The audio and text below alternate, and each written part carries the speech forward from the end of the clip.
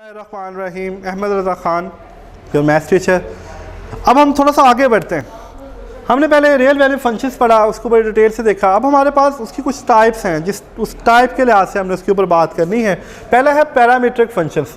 Parametric function sometime a curve is described by expressing both x and y as a function of third variable in term of t or theta which is called parametric functions। और इसको हम x is equal to ft, y is equal to gt जिस curve का नाम देते हैं। यानी कहने का मकसद ये है कि बाद दफ़ा हमारे पास स्टेटमेंट्स होती है, जिस तरह ये हमारे पास क्वेश्चन है, वो कहता है x इसके बराबर है, y इसके बराबर है, तो इसको इसमें कन्वर्ट करें। तो देखें यहाँ पे जो चीज़ हमें इसको इसमें कन्वर्ट करनी है उसके अंदर t नहीं है। This is called parametric function और इसी को हमने सॉल्व करना है। तो लेट्स स्टार्ट। ये इसका पहला पार्ट है मेरा बेटा।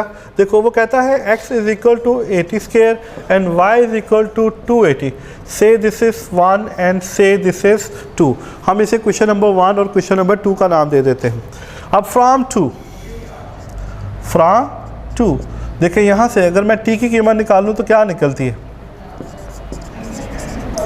तो t is equal to Y over 2a। अब इस t की कीमत को यूजिंग इन 1 इसको 1 में यूज़ कर देते हैं, तो यह आएगा y ओवर 2a का स्क्वायर। तो ये बनेगा मेरा बेटा y स्क्वायर 4a स्क्वायर, ये इसके साथ कट जाएगा। x is equal to Y square 4a, this is y square is equal to 4ax। देखें हमने यही प्रूव करना था, हमें यही प्रूव करना था। इसी तरह अगर मैं इसका दूसरा पार्ट देखूं, this is second part, x is equal to a cos theta, y is equal to b sin theta. अब वो कहता है x over a and y over b, तो क्या मैं इसको इस फॉर्म में लिख सकता हूँ, this is x over a is equal to cos theta, y over b is equal to sin theta, से this is 1 and this is 2। क्योंकि यहाँ पे स्केयर है, squaring and adding, squaring and adding 1 and 2, यानी हम पहली और दूसरी क्वेश्चंस को स्केयर लेंगे और स्केयर लेके सम अप कर देंगे। देखिए क्या आता है, this is x over a का square plus y over b का स्केयर इज इक्वल टू, यह आएगा this is cos square theta plus sin square theta. It's will become x square plus over a square, y square over b square. We know that this is fundamental equation of trigonometry. इसे हम क्या कहते हैं, this is fundamental identity, कि हम first year में already पढ़ चुके हैं। इसे फंडामेंटल आइडेंटिटी बोलते हैं, that should be equal to 1, और ये 1 के इक्वल होती है। देखें हो गया प्रूफ। इसी तरह इसका तीसरा पार्ट है, the third one, this is x is equal to a second theta and y is equal to b tan theta। इसी तरह this is x over a is equal to secant theta and y over b is equal to tan theta। Say this is 1 and this is 2। Scaling and adding, scaling and subtracting due to this because he demanding is the minus sign। तो यह आएगा x over a minus y over b is equal to secant square theta minus tan square theta।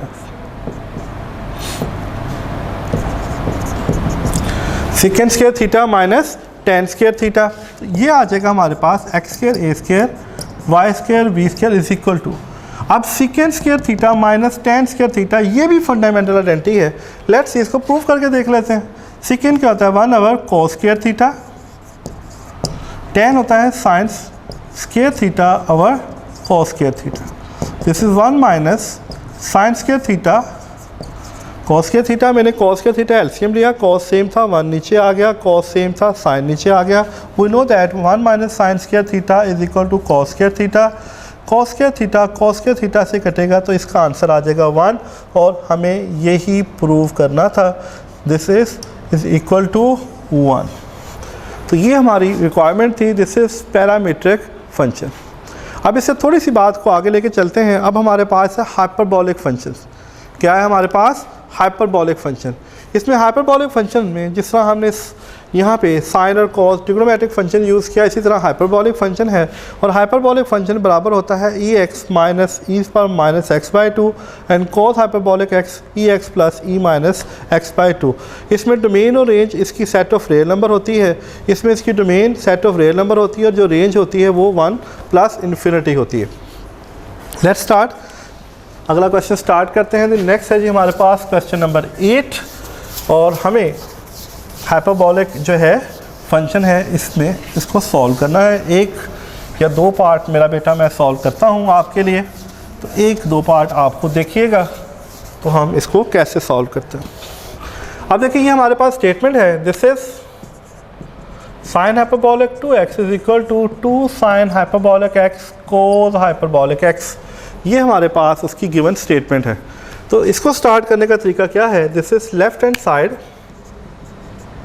And this is right hand side. क्योंकि हम trigonometry में ये बात पढ़ चुके हैं, हमारे पास जो भी इस तरह की स्टेटमेंट होती है हम कोशिश करते हैं कि लेफ्ट हैंड साइड को राइट हैंड साइड के इक्वल प्रूव कर दें या राइट हैंड साइड को लेफ्ट हैंड साइड के इक्वल प्रूव कर दें या दोनों साइडों को सॉल्व करके उनके आंसर्स को सेम कर दें। तो हम कहते हैं कि लेफ्ट हैंड साइड जो है वो राइट हैंड साइड के इक्वल है। द लेट्स स्टार्ट, हम लेफ्ट हैंड साइड से शुरू करते हैं। This is sine hyperbolic 2x।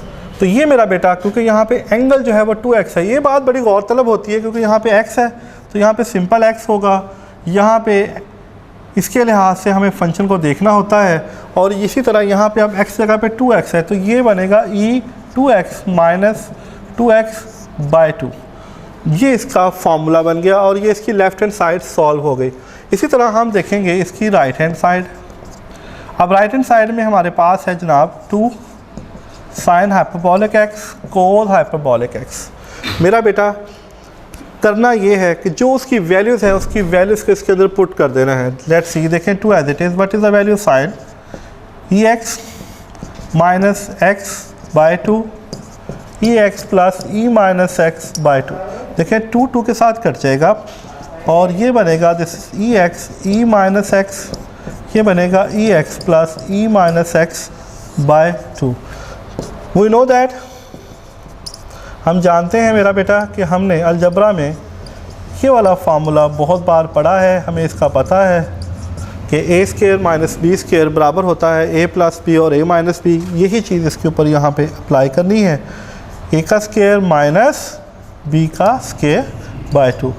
जब हम स्क्वायर लेंगे 2x e minus 2x bye 2, और हम ये बात भी अच्छी तरह जानते हैं कि अलजबरे के अंदर अगर x की पावर m की पावर n हो तो वो x m n होता है।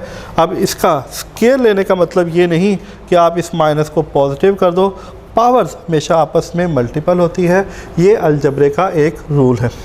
तो हमने यहाँ पे देखा, देखो दोनों साइड्स इक्वल हैं तो हम यहाँ पे लिखेंगे so the given left hand side is equal to right hand side. तो हमने प्रूव किया कि जो लेफ्ट हैंड साइड है वो राइट हैंड साइड के इक्वल है, वो हमारे पास लेफ्ट हैंड साइड जो है वो राइट हैंड साइड के इक्वल है। हम एक और इसका क्वेश्चन देखते हैं, इसका एक और पार्ट करते हैं। द सेकंड पार्ट है this is second hyper H square x is equal to 1 minus 10 hyperbolic square x. हमारे पास इसकी एक और एग्जांपल है, हम इसको देखते हैं सेम जिस तरह अभी हमने किया, तो हम इसके दूसरे पार्ट को करने की कोशिश करते हैं। करें start.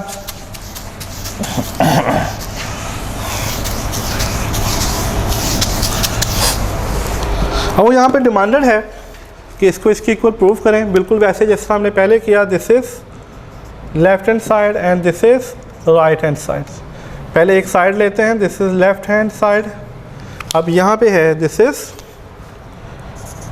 Second hyperbolic square x.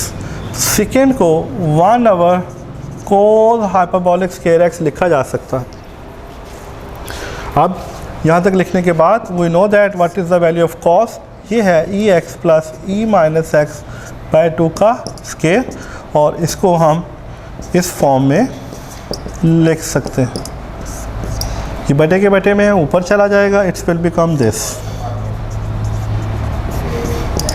ये हमारे पास इसकी लेफ्ट हैंड साइड आ गई। अब हम इसकी राइट हैंड साइड को सॉल्व करते हैं, तो हम उसे सिंप्लीफाई करके देखेंगे तो दोनों साइड्स का इक्वल आना ज़रूरी है, तो हम इसको प्रूव कर देंगे। अब हमारे पास 1 है, देखें दिस इज़ 1, tan की कीमत होती है साइन हाइपरबॉलिक ओवर कोस हाइपरबॉलिक स्केयर, क्योंकि हम जानते हैं, हम ये सारी बातें पढ़ चुके हैं, ट्रिग्नोमेट्रिक फंक्शंस में tan साइन ओवर कोस के बराबर होता है। अब मेरा बेटा इसका एलसीएम ले लेते हैं, ये आ जाएगा this is cos hyperbolic square x minus sign hyperbolic square x। अब यहाँ पे कोस की कीमत पुट करते हैं, यहाँ पे साइन की कीमत पुट करते हैं, और इसके बॉटम में दिस इज